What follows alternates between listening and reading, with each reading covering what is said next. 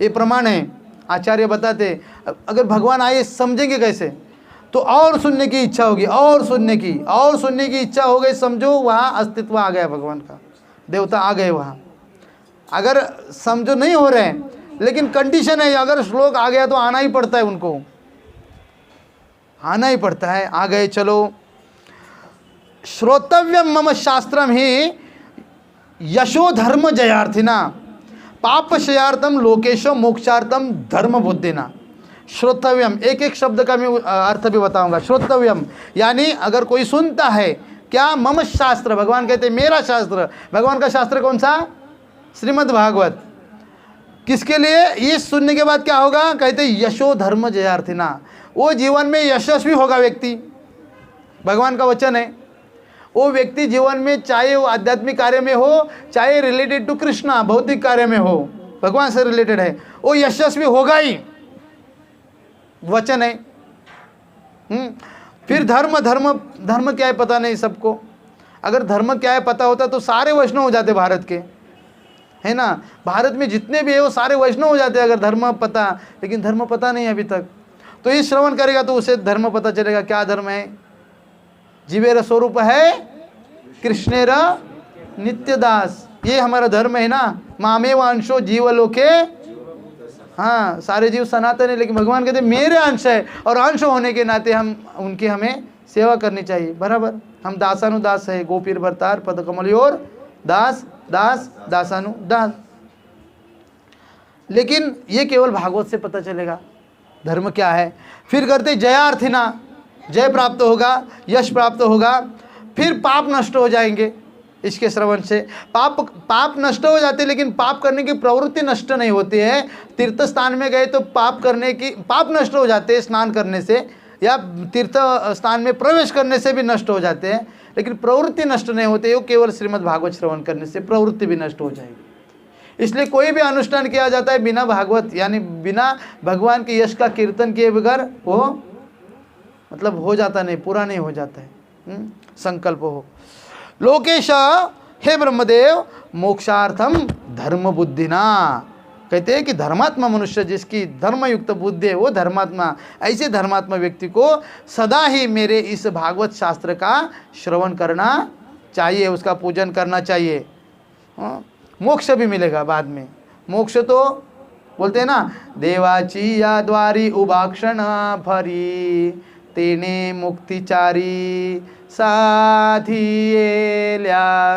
हरिमुखे म्हणा पुण्याची गणना कोण करी।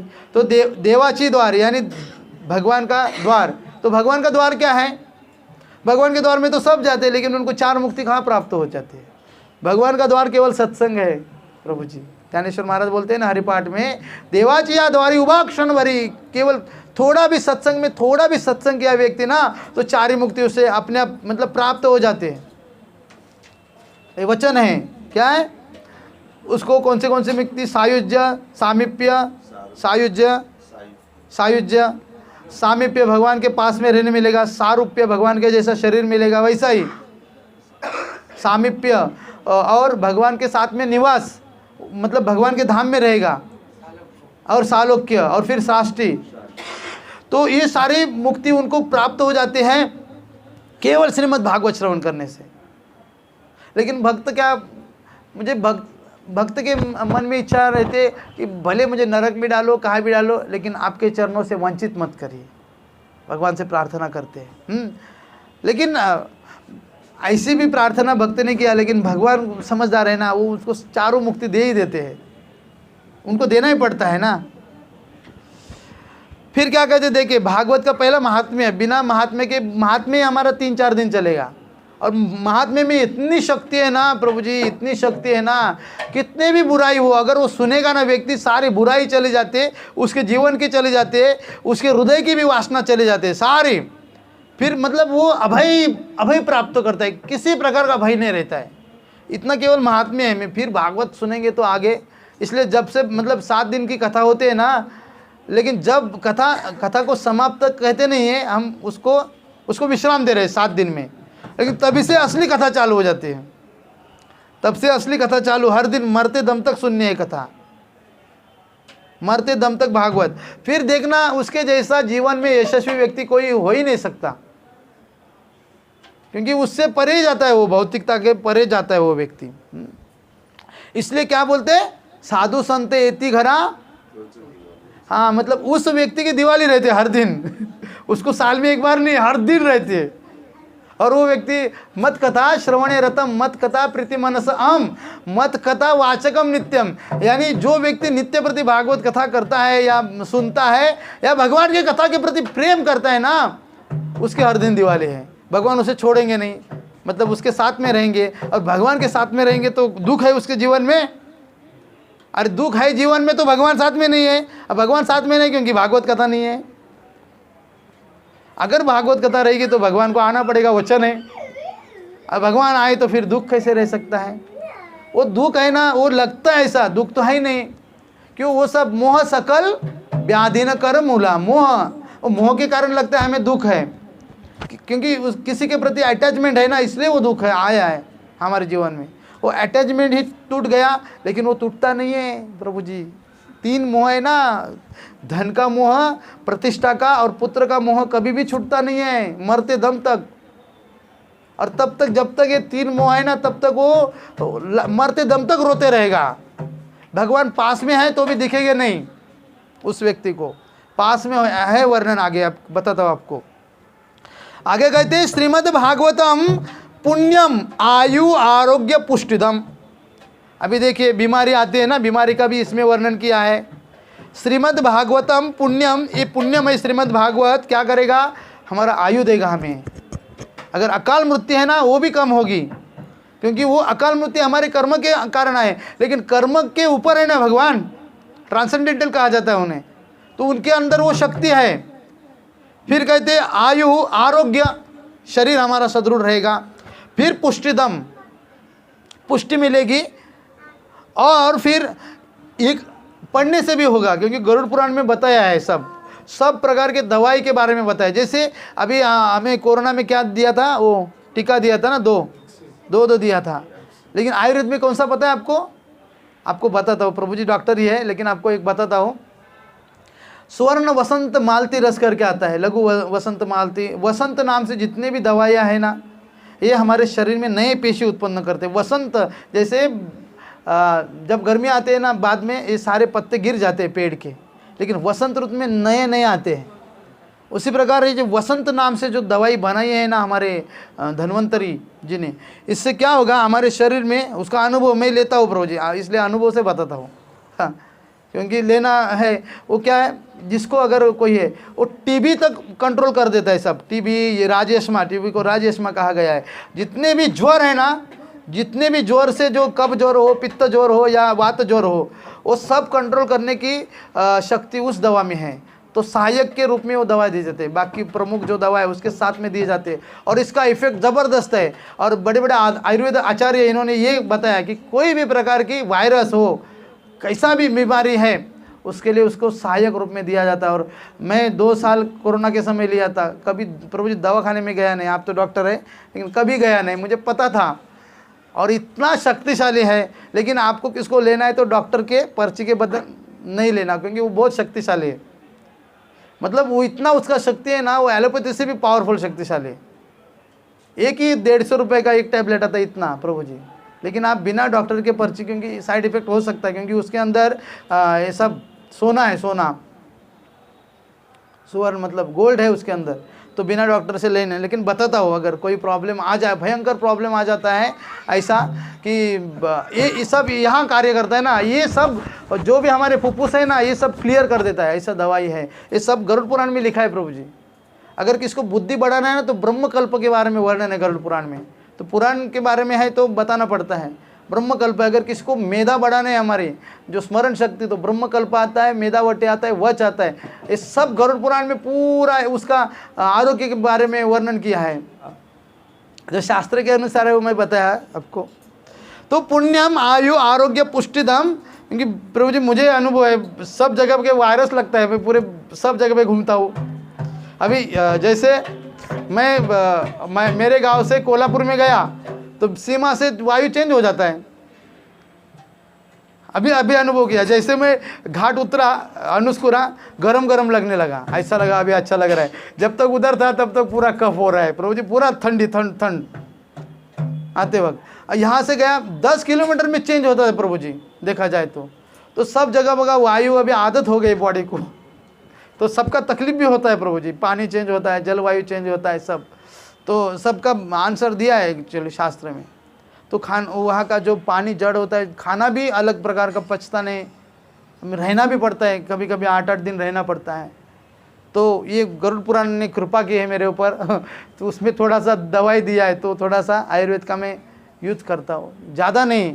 उसका मतलब आदत नहीं होनी चाहिए, आयुर्वेद की भी आदत नहीं होनी चाहिए ज़्यादा, उसका कंडीशन है। जैसे नीम के बारे में बताया है, ज़्यादा नहीं खाना चाहिए, व्यक्ति अंधा हो सकता है, ऐसे मतलब बिना डॉक्टर के नहीं लेना चाहिए, सेल्फ नहीं करना चाहिए।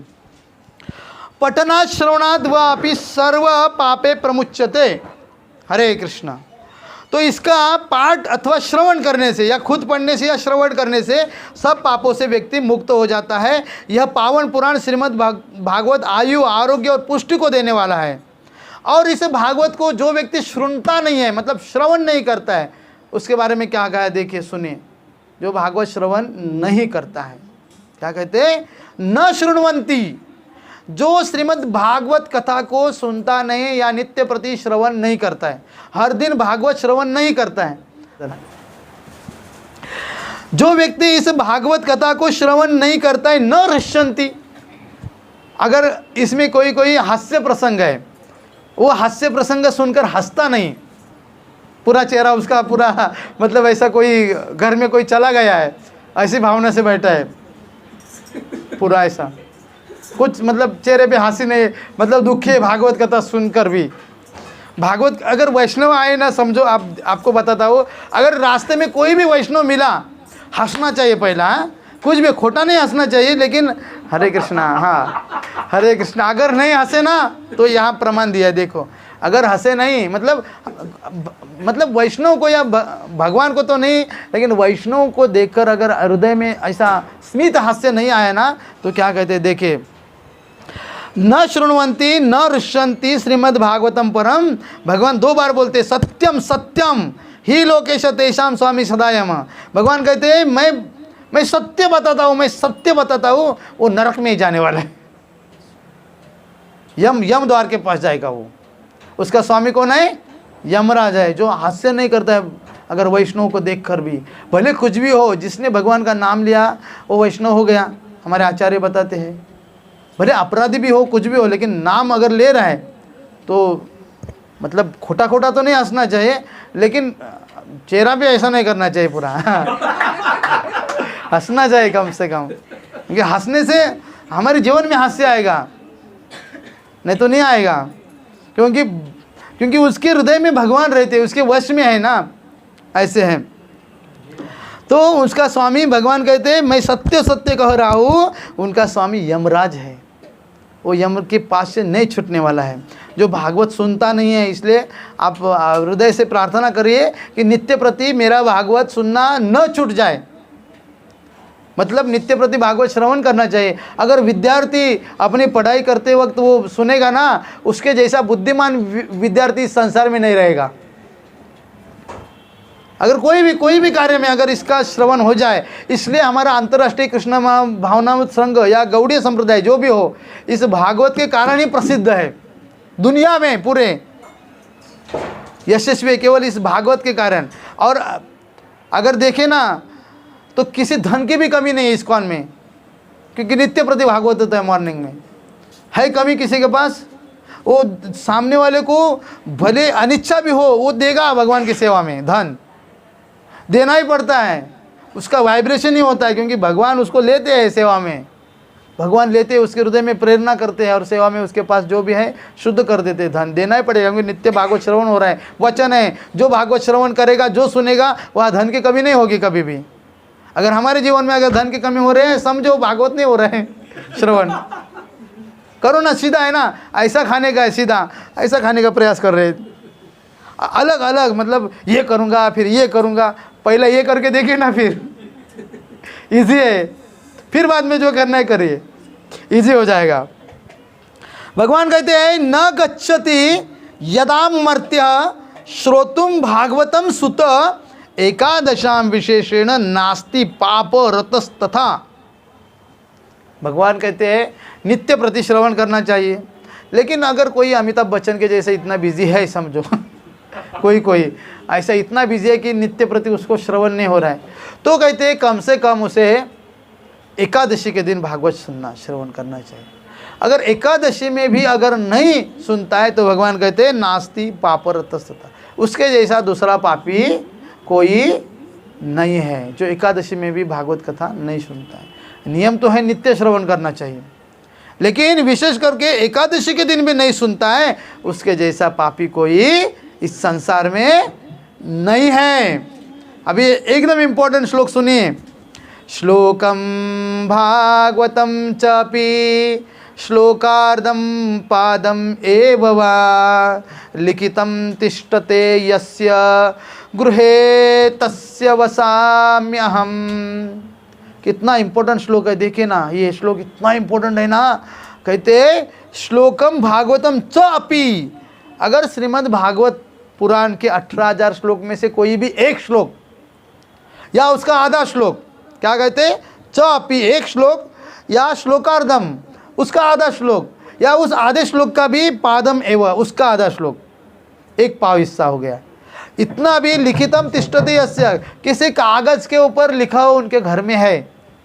भगवान कहते हैं गृहे तस्य वसाम्य, उस घर में मैं रहता हूँ, उस घर को त्याग करके मैं चला नहीं जाता। देखिए कितना महात्म्य। एक श्लोक है 18,000 श्लोकों में से, अगर एक श्लोक है, उस श्लोक में से अगर आधा श्लोक भी है, उस आधे श्लोक में से भी एक आधा श्लोक है, मतलब एक पाव श्लोक अगर किसी के घर में लिखा हुआ है, जैसे ओम नमो भगवते वासुदेवाय सबसे प्रथम श्लोक है, उसमें से केवल ओम नमो, उस नमो में से भी ओम लिखा हुआ एक पाव हो गया, तो भी भगवान उस घर में रहेंगे, छोड़ेंगे नहीं। हरे कृष्णा कृष्णा कृष्णा हरे हरे, हरे राम राम राम हरे हरे। अगर कोई व्यक्ति जिसके घर में भागवत कथा चल रही है और कोई बुराई व्यक्ति हमारे ऊपर कोई बुराई करेगा ना, और बुराई उसके तरफ जाएगी, कोई जादू टोना भी करेगा ना, वो आ ही नहीं सकता, रिटर्न जाएगा। ये 2 कथा में मैंने खुद अनुभव किया है। किसी के घर में कुछ भी है, किसी की हिम्मत नहीं, ये भागवत कथा से बढ़कर, मतलब यहाँ 3 बार बताया आगे कथा में, इस भागवत कथा से बढ़कर कौन कहते हैं, सनत कुमार जी कहते हैं, इससे बढ़कर कोई तप नहीं, कोई तप नहीं, कोई तप नहीं है इस भागवत कथा से बढ़कर, और इससे समान कोई शक्तिशाली इस संसार में कोई नहीं है। जहाँ भागवत कथा होती है ना, भगवान वहाँ कहते हैं मैं तत्र तिष्ठामि नारद यत्र गायन्ति मद भक्ता ना हम तिष्ठामि वैकुंठे योगिनां हृदयेषु वा तत्र तिष्ठामि नारद यत्र गायन्ति मद भक्ता। गायन 2 प्रकार से होता है, भगवान के कीर्ति का गायन संगीत में भी होता है, जैसे हरे कृष्ण महामंत्र का कीर्तन करते हुए, या भागवत की कथा, ये भी कीर्तन ही है, क्योंकि भगवान के कीर्ति का यश का गायन हो रहा है। हाँ, तो 2 प्रकार का, जहाँ कीर्तन होता है भगवान कहते हैं मैं वैकुंठ में तभी नहीं रहता। बड़े बड़े योगी ध्यान करते, मेरे स्वरूप का चिंतन करते हैं, हाँ, अंगूठे के रूप में आकार में यहाँ वो चिंतन करते रहते हैं। ऐसा चिंतन ऐसा किया जाता है। 2 नाक है ना, ये एक नाक है, ऐसा नाक का शेंडा देखते हैं, शेंडा मतलब ये ऐसा देखते हैं, ध्यान करते हुए उसमें भगवान को देखते हैं, वर्णन किया है। तो और भगवान को धारण करते हैं, ये कलयुग के लिए नहीं है, वो नहीं कर सकते। गीता में भी बताया इसके बारे में, गीता में अभी हमारे लिए केवल कलयुग में भक्ति योगी कर सकता है, वो ध्यान पे नहीं बैठ सकता, यहाँ दुखने लगेगा, फिर कमर कितना बैठ सकेगा वो। हाँ, ऐसा ध्यान करते। तो योगी हृदय के भी ध्यान में मैं नहीं रहता हूँ। तब जब कीर्तन होता है ना, जैसे पुत्र वत्सला गाय रहती है ना, उसी प्रकार भगवान उनको दौड़ के आना पड़ता है। कीर्तन हो रहा है तो कैसे रुकेंगे भगवान, आना ही पड़ता है उनको। और वो जैसे भगवान आए, कौन रह सकता है वहाँ दूसरा अपवित्र, हिम्मत नहीं उसके रहने की।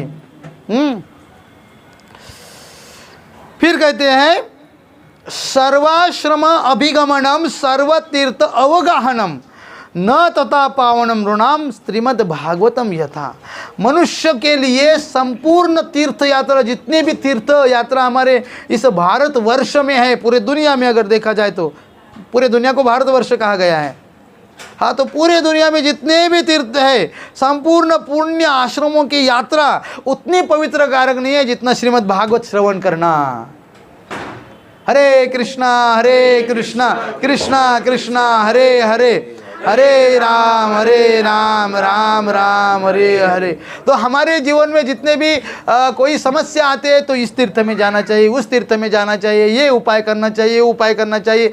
अरे बाबा, सबसे बड़ा उपाय यहाँ बताए, कहाँ नहीं जाना है, कुछ नहीं करना है, केवल श्रीमद् भागवत पंखे के नीचे बैठ के श्रवण करना है प्रभु जी। हाँ, पहले ज़माने में जंगल में जाना पड़ता था, फिर वो जैसे हमारे भगवान श्री कृष्ण के पिता पृष्णी सुतपा वसुदेव देव की, उनको घास पत्ते खाए थे 12 साल तक, केवल सूखे पत्ते खाए थे, भागवत में वर्णन है। फिर वो सर्दी धूप में बैठते थे भक्त ध्रुव जैसे, और भी तपस्या करने वाले। हाँ, फिर बारिश में भीगते रहते, तपस्या करते थे। अभी तो बीमार पड़ेगा, कोरोना आ जाएगा ऐसा करेगा तो। इससे अच्छा हमारे आचार्य बोले हैं कि बाबा पंखे के नीचे बैठो, गर्मी हुआ तो पंखा लगाओ, अगर ठंडी लगा तो हीटर लगाओ, कुछ भी लगाओ, लेकिन घर में बैठ के भगवान को प्राप्त कर सकते हैं अगर नित्य प्रति 1 लाख जब श्रीमद् भागवत श्रवण। और ऐसा कहा गया, हमारे संत तुकाराम महाराज कहते हैं, हाँ, गीता भागवत करिति श्रवण अखंड चिंतन विठोबाचे। विठोबा यानी भगवान श्री कृष्ण, विठोबा का अर्थ है गरुड़ के ऊपर जो बैठते हैं, ठोबा, गरुड़ के ऊपर बैठते हैं उसे विठोबा कहते हैं। हाँ, तो विठोबा यानी भगवान श्री कृष्ण का क्या कहते हैं, क्या श्लोक बोला अभी, अभंग, गीता भागवत करिति श्रवण अखंड चिंतन, चिंतन यानी नाम, चिंतन का अर्थ नाम। अगर वो नाम कब होगा, जब तक गीता भागवत श्रवण नहीं करेंगे तब तक नाम के प्रति हमारी निष्ठा नहीं होगी। अगर नाम के प्रति निष्ठा नहीं होगी तो मतलब सबसे श्रेष्ठ तो नाम है, लेकिन बिना भागवत के नाम नहीं होगा। थोड़े दिन चलेगा और फिर अरे नाम करने से कुछ अनुभूति नहीं आ रही है, ये बाधा आ रही है, ये सब आ रही है, अरे भागवत का श्रवण नहीं हो रहा है। क्योंकि श्रीमद, श्री यानी नाम यानी श्री कृष्ण हो गए। तो श्री हमारे हम पूजा करते हैं ना, तो युगल जोड़ी रहते, युगल, राधा कृष्ण, या मतलब उनका नाम राधा गोपीनाथ, राधा गोविंद देव, राधा श्याम सुंदर, राधा रमन, जितने भी हैं, तो नाम हो गए श्री कृष्ण, लेकिन श्रीमती राधा रानी किधर है? तो श्रीमद् भागवत, ये श्रीमद् भागवत यानी राधा रानी का स्वरूप है। तो राधा और नाम श्री कृष्ण, नाम में भी राधा है लेकिन ये स्पेशल है। अगर भागवत और नाम दोनों जरूरी है तब तक नहीं कार्य होगा, लेकिन इतना इफेक्टिव नहीं होगा। इफेक्टिव होगा लेकिन वो कंटिन्यूसली नाम करते रहना चाहिए। लेकिन ऐसा कोई आचार्य नहीं जिसने नाम नहीं किया और भागवत नहीं श्रवण किया, ऐसा कोई आचार्य नहीं इस संसार में। लेकिन भागवत के सिवा नहीं, भागवत कंपल्सरी है। नित्य भागवत श्रवण करो, फिर नाम करो, या पहला नाम करो भागवत श्रवण करो, कुछ करो लेकिन करना चाहिए। और यही हमें सिस्टम दिया है हमारे आचार्यों ने, गौड़ीय आचार्यों ने, जितने भी हैं। और गौड़ीय आचार्य सर्वश्रेष्ठ कहा गया है, क्योंकि गौड़ीय आचार्य हमें क्या कहते हैं, रूपानुगा। क्या रूपानुगा? रूप गोस्वामी ने भक्ति रसामृत सिंधु प्रकट किया है ना, क्योंकि उनको शक्ति दिया है श्री चैतन्य महाप्रभु ने। और रूप गोस्वामी कौन है? हमारे 100 मंजिरों में से 6 मंजिर में से 100 मंजिरी है, उसमें 6 प्रमुख है। उसमें भी जो प्रमुख रूप मंजिरी वो रूप गोस्वामी है, जो राधा कृष्ण की इंटरनल सेवा करते हैं। तो वो जो डायरेक्ट भगवान के निधिवन में है, वो निधिवन जो भगवान का जब शयन करते हैं ना, तो चबूतरे पे सोते हैं 6 जन। बाकी अष्टगोपी का अलग अलग कुंज है। कृष्ण भावनामृत करके ग्रंथ है, उसमें लिखा है विश्वनाथ चक्रवर्ती ठाकुर, और गोविंद लीलामृत में ये सब वर्णन किया है। लेकिन 6 गोस्वामी है ना, ये 6 मंजरी वहाँ चबूतरे पे सोते रहते हैं। इतने महान है, उनके जैसा कोई पंडित है संसार में, इनके जैसा कोई जगत गुरु है, इसलिए श्रेष्ठ कहा गया है। और हमारा बड़ा भाग्य है कि इस संप्रदाय में हम है। गौड़िया, गौड़ देश, केवल गौड़ देश नहीं, जो चैतन्य महाप्रभु का भक्त है उसे गौड़िया कहते हैं। और चैतन्य महाप्रभु के आदेश का पालन करते हैं उसे गौड़िया कहते हैं। और उनके आदेश का पालन नहीं होगा तो गौड़िया हो नहीं सकता। हमारा बड़ा भाग्य है, उसमें हम आए हैं। गौड़िया यानी राधा रानी के भक्त हो गए। और राधा रानी, राधा कृष्ण नाही अन्य, कौन है? श्री चैतन्य महाप्रभु, ये हमारा बड़ा भाग्य। कोई कोई कहते हैं कि ये पौष में ये शुभ काम नहीं करना चाहिए, इस महीने में कोई शुभ काम नहीं किया जाता है, लेकिन ये जो भागवत है ना, उसके लिए न दिन देखा जाता है, न रात देखा जाता है, न महीना देखा जाता है। ये केवल भागवत ऐसा है, उसके लिए कोई महीना अशुभ नहीं रहता है। शास्त्र में वर्णन है, प्रत्येक दिन शुभ है। जहाँ भागवत कथा होते हैं वो महीना भी पवित्र हो जाता है भागवत के कारण। हाँ प्रभु जी जब भगवान प्रकट होते हैं ना, जैसे जब प्रकट भगवान श्री कृष्ण का जन्म होने वाला था, सारे दिशा सब पवित्र हो गए, सब नक्षत्र चेंज हो गए सारे। जैसे भागवत है ना, उसके लिए कोई भी पवित्र, जहाँ जहाँ भागवत कथा शुरू होगी उस दिन वो दिन पवित्र हो गया, ऐसा शास्त्र में बताया। ये कोई मन माने कार्य पहले ही बताया। नष्टो प्रायेषु भद्रेषु नित्यम शब्द है ना, नित्यम मतलब हर दिन श्रवण करना चाहिए। तो अगर पौष महीना आ गया और श्रवण नहीं किया तो भगवान के आदेश का खंडन हो गया ना। वो किसके लिए? जो कर्मी लोग हैं उनके लिए वो नियम है, लेकिन भक्त के लिए ये नियम नहीं होता है, क्योंकि उनके लिए हर दिन पवित्र रहते हैं, ऐसा है। ठीक है, फिर कहते हैं श्रीमद् भागवतम नाम पुराणम। इस भारत देश में बहुत सारे ऐसे उल्टे सुल्टे मतलब ऐसे आड़े टेढ़े संप्रदाय है बहुत सारे, जो सही मार्गदर्शन नहीं करते हैं। और उनके सामने अगर हम घर घर में जाके भगवत गीता लेके जाते हैं ना, हमारे गुरु ने बोला है नहीं पढ़ना चाहिए भगवत गीता, हमारे पास है भगवत, हमारे पास हमारे गुरु का ग्रंथ है, गुरु ने दिया हुआ ग्रंथ है, उससे बढ़कर ग्रंथ नहीं कोई है। हाँ भगवत गीता लेके जाते हैं ना, तो वैसे अलग अलग कैटेगरी के लोग मतलब हमें दिखते हैं, मिलते भी हैं, बात भी करते हैं। हम नहीं पढ़ेंगे, हमारे गुरु ने नहीं बोला है। अरे जो गीता भागवत पढ़ने को नहीं बोल रहा है वो गुरु कैसे हो सकता है? क्या कहते हैं? इसलिए श्रीमद् भागवत नाम पुराणम, जो श्रीमद् भागवत नाम का ही पुराण, केवल श्रीमद् भागवत, क्या कहा गया है? श्रीमद् भागवतम लोक विश्रुतम, तीनों लोकों में प्रसिद्ध है। कहते हैं शृणुयात् श्रद्धया युक्तो मम संतोष कारणम, उसे श्रद्धा के साथ श्रवण करना चाहिए। ऐसा व्यक्ति जो श्रद्धा के साथ इस श्रीमद् भागवत को श्रवण करता है, जिससे मुझे संतोष प्राप्त होता है। भगवान बोलते हैं मैं संतुष्ट हो जाता हूँ, मैं प्रसन्न हो जाता हूँ जो व्यक्ति श्रीमद् भागवत श्रवण करता है उसके ऊपर। फिर वचन भी दिया है भगवद गीता के 90वें अध्याय का 22वां श्लोक।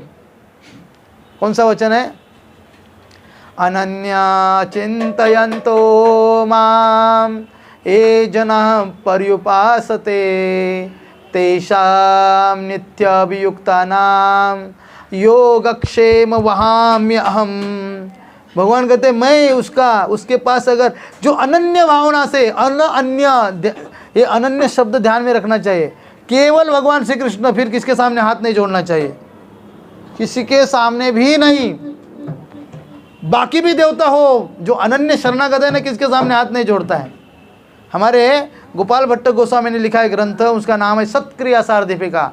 उसमें बताया अनन्य शब्द की व्याख्या की है। अनन्य यानी श्री कृष्ण ही, बस दूसरा कोई नहीं है। ऐसा अगर व्यक्ति है तो उसका भार वहन करते भगवान, बाकी नहीं किसका। बोलेंगे मैं भक्ति करता हूँ, इसकी भी करता हूँ, उसकी भी करता हूँ, अभी अनन्य शब्द का अर्थ पता ही नहीं चला है। अन्य कोई भी नहीं, केवल एक पत्नी केवल अपने पति के प्रति ही शरणागत मतलब रहती है, और उस पति के प्रति उसकी निष्ठा रहती है, दूसरे के प्रति निष्ठा रहती है नहीं। अगर दूसरे के प्रति निष्ठा है तो उसे उल्टा कहते हैं। क्या? उसे उल्टा कहते हैं, वेश्या कहते हैं। अगर दूसरे के प्रति निष्ठा हो जाए तो, दूसरे के प्रति श्रद्धा होती है, निष्ठा केवल पति के प्रति होते हैं बस, तो उसे पतिव्रता कहते हैं। उसी प्रकार जो भगवान के प्रति पूर्ण निष्ठा होते उसे षड्विधा शरणागति कहा गया है। 6 प्रकार की शरणागति अगर नहीं है, भगवान उसकी प्रार्थना कभी सुनते नहीं है। हमारे श्रील भक्तिविनोद ठाकुर लिखते शरणागति उस गीत में कि जो भगवान के प्रति षड्विधा शरणागति नहीं है, उसकी प्रार्थना वो कभी भी सुनते नहीं, तो कितनी भी प्रार्थना करो, ऐसा है। तो भगवान कहते जो श्रद्धा के साथ इस श्रीमद् भागवत को श्रवण करता है, मेरे संतुष्ट का कारण है। अगर भगवान संतुष्ट हो जाए तो यस्मिन तुष्टे जगत तुष्टे, पूरा जग संतुष्ट हो सकता है। लेकिन अभी तक भगवान संतुष्ट नहीं है ना।